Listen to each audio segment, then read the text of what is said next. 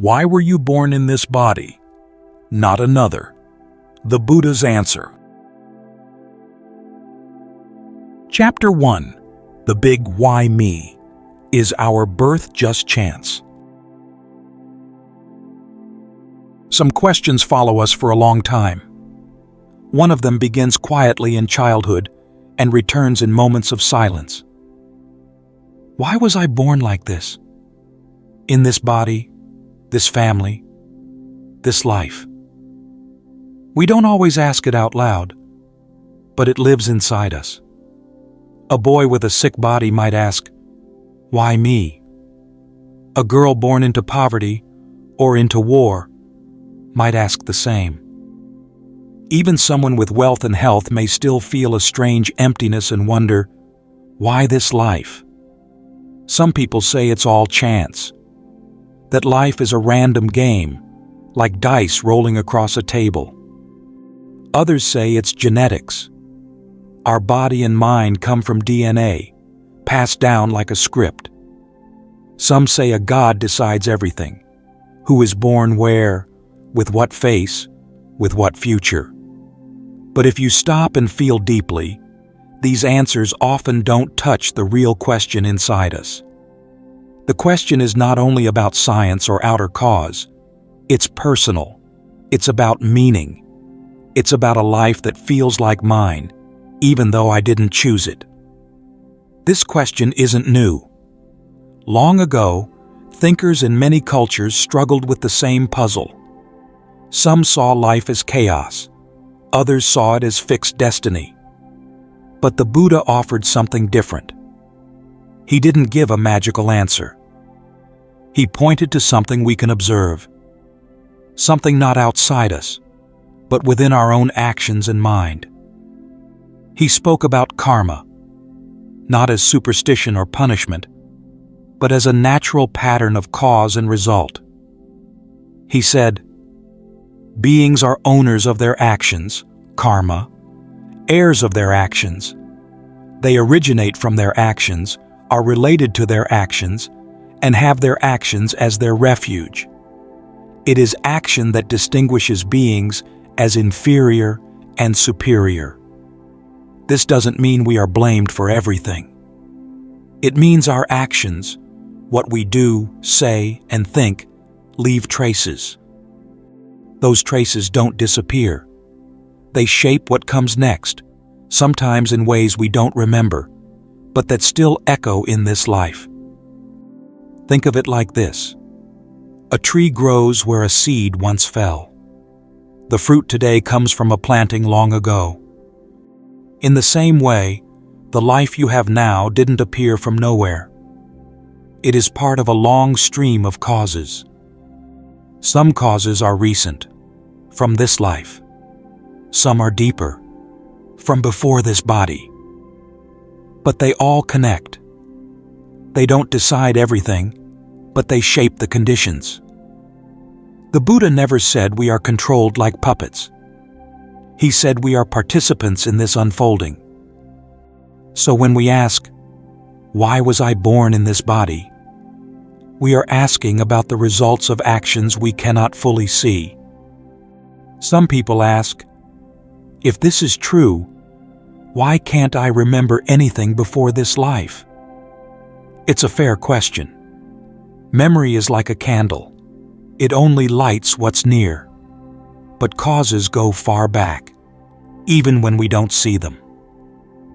A tree doesn't remember the hand that planted it, but it still grows because of that hand.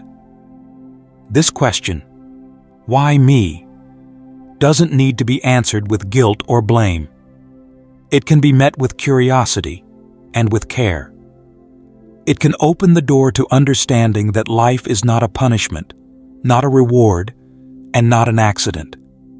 It is a continuation, shaped by action, carried by intention, unfolding in this moment. And still, the thread of karma is invisible to our eyes. If we can't see where it started, and we don't remember the past, how does it actually work? How is the next life connected to this one, if there is no fixed self to carry it?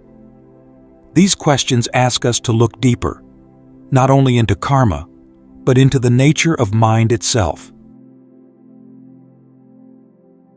Chapter 2. The Unseen Current: How Karma Shapes Rebirth.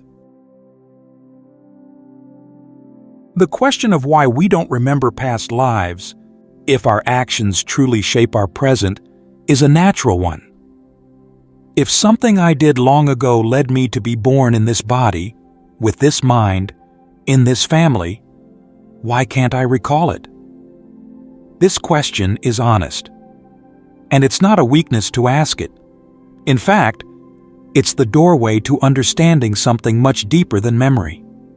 Memory is just the surface of the mind, but karma works underneath, quiet, constant, like a river under the earth. In Buddhism, we do not see the mind as a fixed, unchanging soul. There is no little person sitting inside, watching everything and storing memories like files in a cabinet.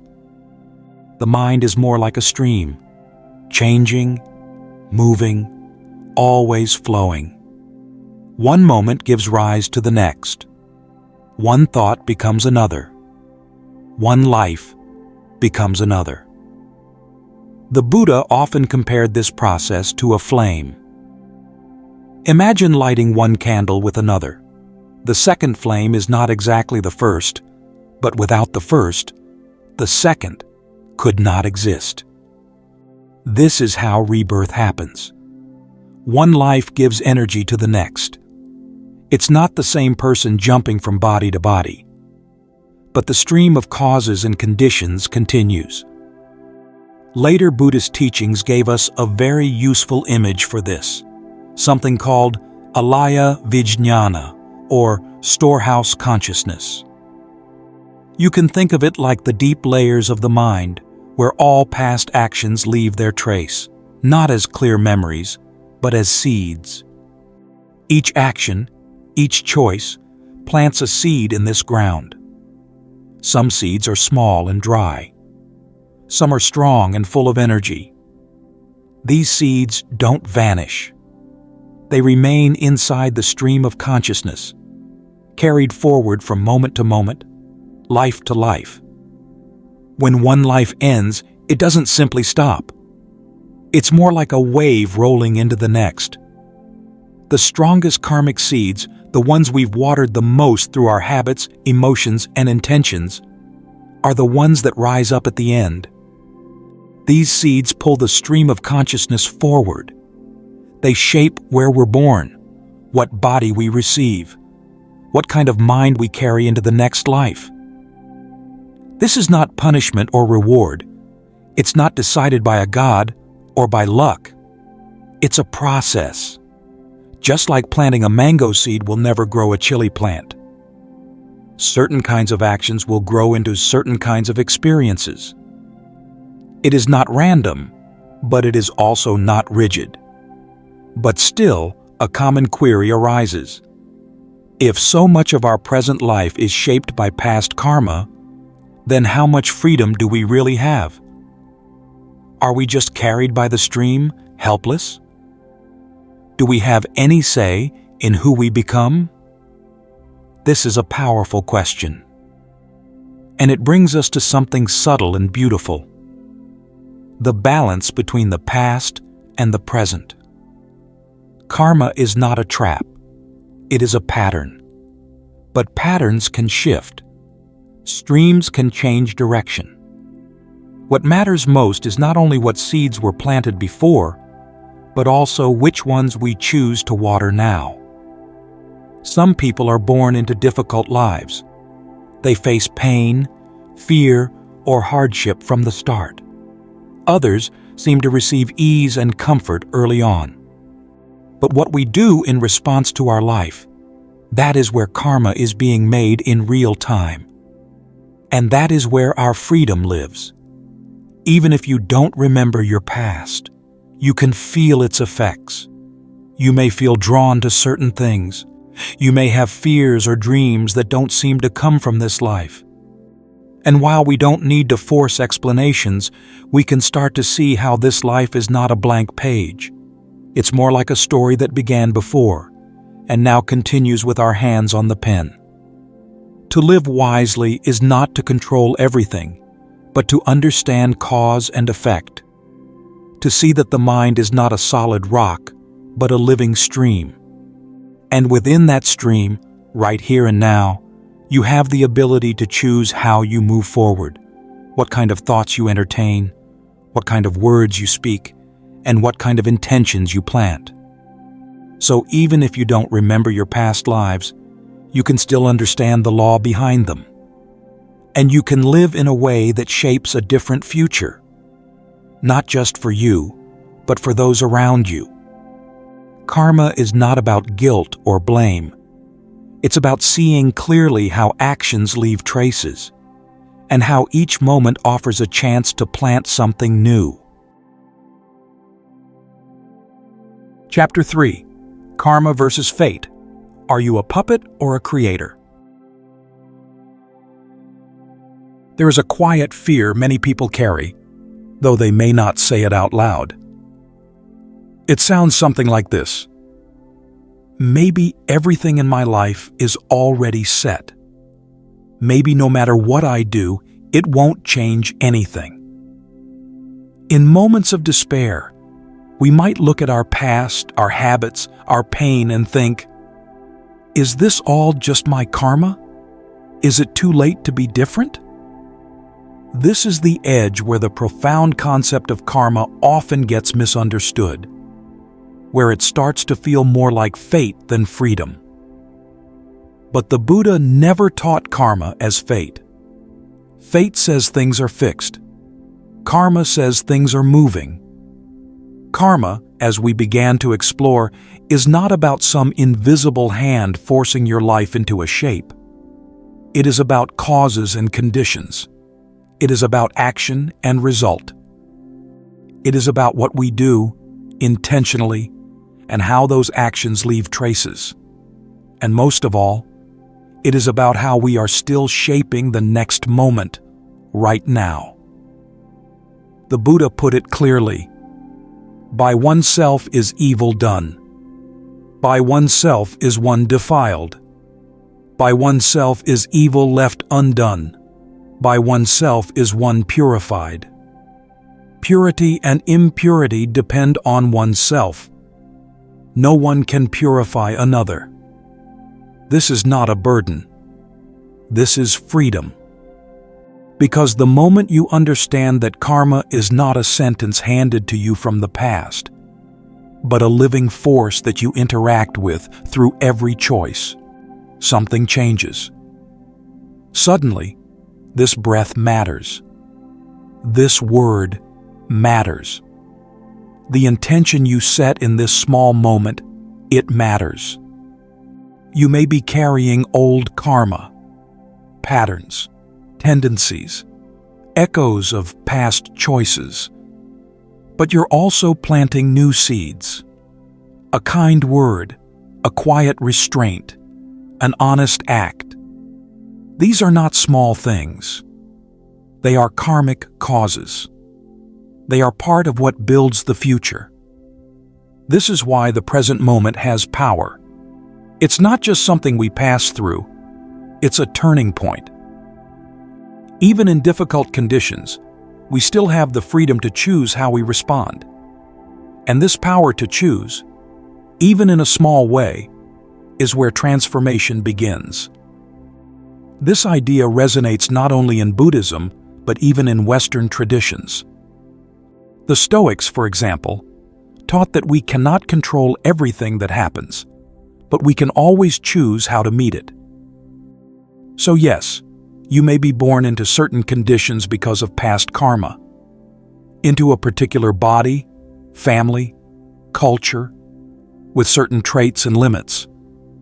But how you live this life is not written. Karma does not trap you. It reflects you, and it waits for your next move. Some individuals find this challenging. They might articulate, "But I've tried to change, and the same problems keep coming back." And this is where we return to the idea of karmic seeds. Not all seeds sprout at once. Some are deep, some take time, and some, even when they start to grow, can be weakened by new choices. What you do now still matters, even if the result takes time. This is why a human life is such a rare and precious opportunity, because it contains both the weight of the past and the freedom of the present. You may not control what karma ripens today, but you do control what karma you plant for tomorrow. Still, this raises a deeper question. If each person is shaping their life through karma, then why are we all so different? Why are some born into comfort, others into hardship? Why do people have such different strengths, weaknesses, and chances? This takes us to the next layer, understanding the karmic blueprint of individual lives. Why this body and not another? Why this exact combination of joy and pain, success and struggle? To truly answer that, we have to look more closely at the specific patterns of karma and how they play out in diverse personal ways. Chapter 4. Your Karmic Blueprint. Why we're all different. Some people are born with beauty, others with illness. Some grow up in peace, while others are surrounded by war. One child seems to learn quickly, another struggles for years. Why? Why do human lives begin from such different places? Health, talent, wealth, appearance, even the environment and era we're born into. The Buddha never asked us to accept this as random, or simply the will of a higher power. He pointed instead to something deeply human: our actions. But not just our actions today, or even in this life. Rather, the echo of actions across many lifetimes. Karma, not as punishment, not as reward, but as a natural law, cause and effect. Just as planting chili seeds will bring spicy fruit, different actions plant different conditions. The Buddha, who taught that beings are owners of their actions and heirs of their actions, explained that it is action that distinguishes beings. This points to something important. Karma is not some mystical stamp on our forehead. It's a stream of tendencies shaped by what we do, think, and intend. Over time, these tendencies create a kind of blueprint, a pattern that continues across lives. In early Buddhist texts, especially in the shorter exposition of Kamma, the Buddha explained how different types of actions tend to lead to specific kinds of outcomes, influencing various aspects of our future lives. Actions of harming life, for instance, tend towards a short lifespan, while protecting life cultivates a long one. Cruelty can lead to illness, whereas kindness plants seeds for good health. Anger can contribute to an unpleasant appearance, while patience and a loving heart foster a pleasant one, an inner radiance.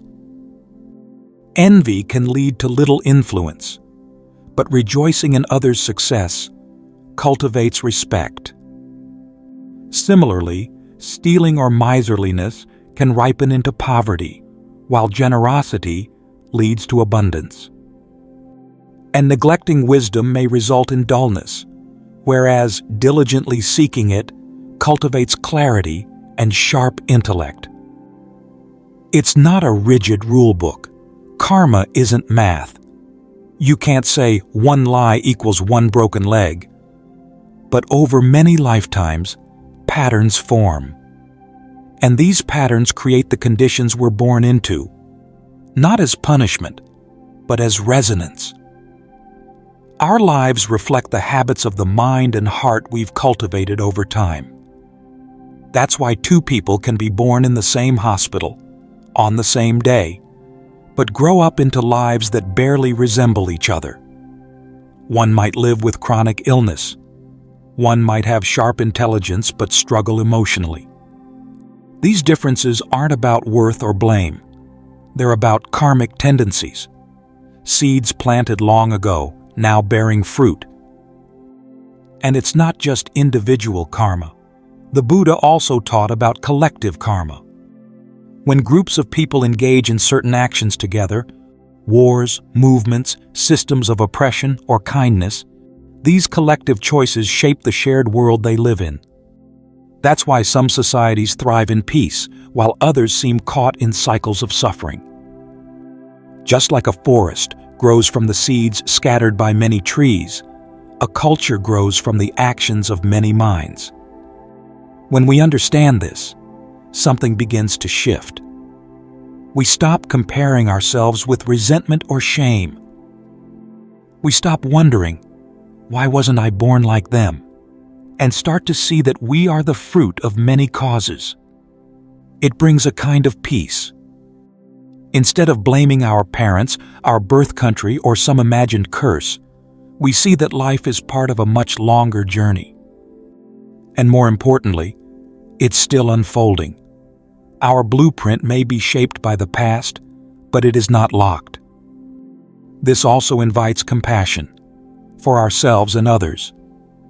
The one who hurts us may be acting from pain planted long ago. The one who seems lucky may also carry invisible struggles. And we too are a mixture. Good seeds and bad. Strengths and wounds. Every life is layered and long. So if karma shapes the blueprint of our life, what is this life truly for?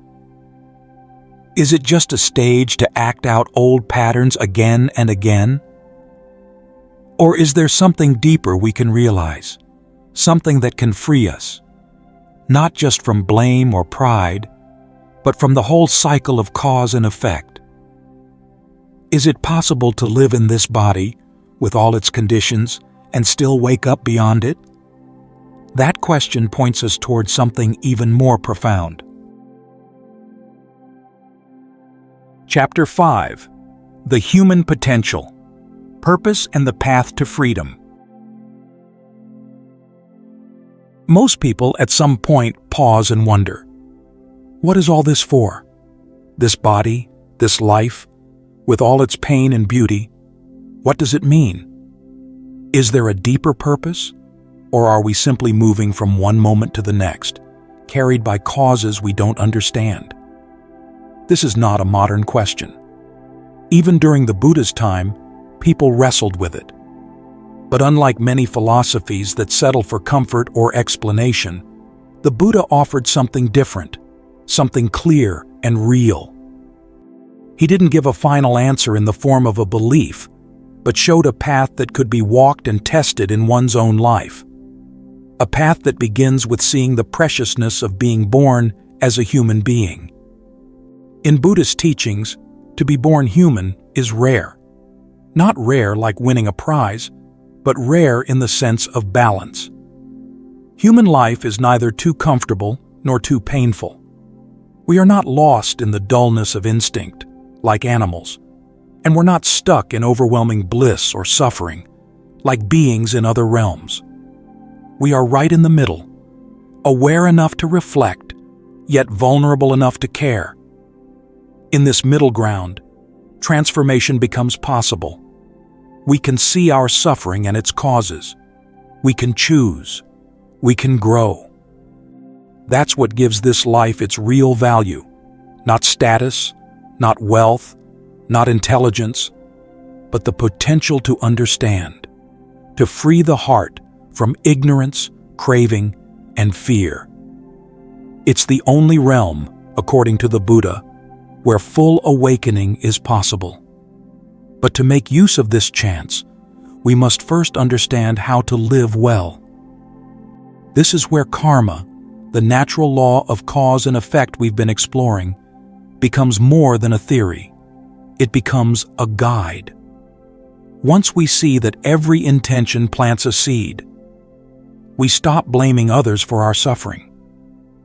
We stop blaming ourselves too. We begin to take care of the garden of our mind.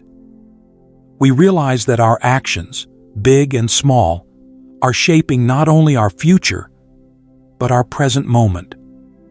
There is no punishment or reward from outside. There is simply the natural unfolding of causes and conditions. And when we understand this deeply, we become more careful. Not afraid, but awake. We start to live with kindness, not to be good, but because we see that hatred burns the one who holds it. We practice patience, not to earn merit, but because we see how anger poisons the heart. This way of living doesn't only lead to better experiences in this life or the next. It clears the path to something deeper. Freedom. Not just freedom from suffering, but freedom from the very engine that drives rebirth. According to the Buddha, that engine is ignorance, our deep confusion about who we are and how reality works. When we act from that confusion, we create karma that binds us again and again. But when the mind is purified, when craving ends, when aversion stops, when we see things as they are, that wheel can stop turning. This is not a fantasy. It's not far away. The Buddha didn't teach escape. He taught understanding. And he laid out a very specific way to walk. Through ethical living, mental stillness, and clear wisdom. These aren't moral rules or meditative tricks. They are tools for cleaning the mind, for letting go of the greed, hatred, and ignorance that cloud our sight. The Buddha once said, "To avoid all evil, to cultivate good, and to purify one's mind, this is the teaching of the awakened ones." Simple words, but they point to the heart of the path. And that's where all of this leads.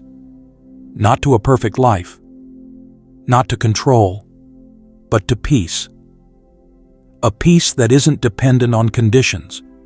A freedom that doesn't come from having more, but from needing less. A deep understanding that we are not just this body, not just this story, but part of a flow that continues until we wake up. So if you've ever found yourself asking, "Why was I born in this body?" know that the Buddha did not say, "Because you deserved it," or "Because you were chosen," or "Because of luck." He said, "You are the owner of your actions. You are the heir of your actions." Not as blame, not as judgment, but as truth. A truth that gives you power. You are not trapped in your past. You are not fixed in your form. You are capable of seeing clearly, acting wisely, and planting new seeds, and from that, everything can change.